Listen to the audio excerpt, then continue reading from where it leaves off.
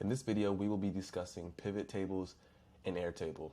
So if you ever used pivot tables before, you know that they're a really useful tool for summarizing data in a table. So essentially you're creating a smaller table that summarizes the information in a bigger table, and that'll make a little bit more sense when I show you exactly what I mean with an example. So we're going to go ahead and create a new dashboard here.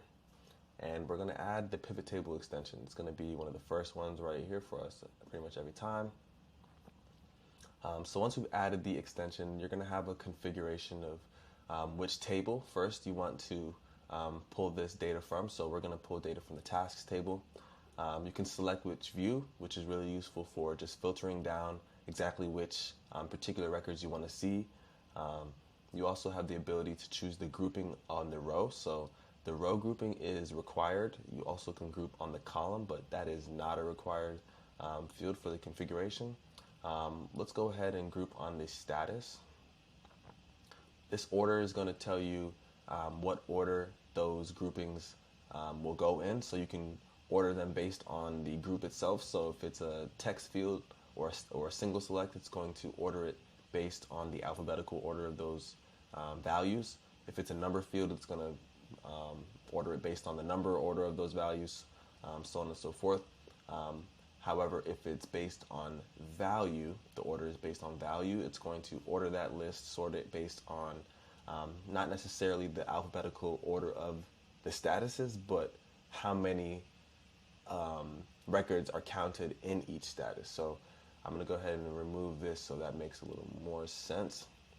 So as you can see, if it's based on the order of the group, so for single select, it's actually a little different, meaning that it's going to be based on the order, based on the order that you place them when you are configuring your single select field. If it was something like a text field, then it would be alphabetical order. And then if you do it based on value, it's going to change it into the numerical order of the values of each of those statuses in terms of whatever summarization function that you choose for those. So again, you can choose based on ascending or descending, and then you can choose a column grouping. So column grouping is useful, for example, if I wanted to know, okay, we have all these statuses and we know how many are in each status, but how many in each status are owned by a particular person. So this is going to show you for each status how many are owned by each of our collaborators. You could also do how many are in each category for each status, so on and so forth. Again, you can order it based on the value or the group. And then the last thing would be the summarization function. So you can summarize by the count, so how many records fall into each of these statuses.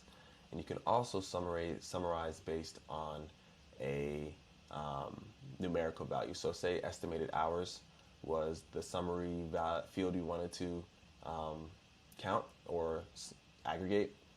You can choose that, and then you would choose what function, what type of summary you want to apply to those values. So if we did sum, it's going to add up all the estimated hours for each status that applies for each status. You can also do things like averages, median, max, mins, standard deviation, so on and so forth.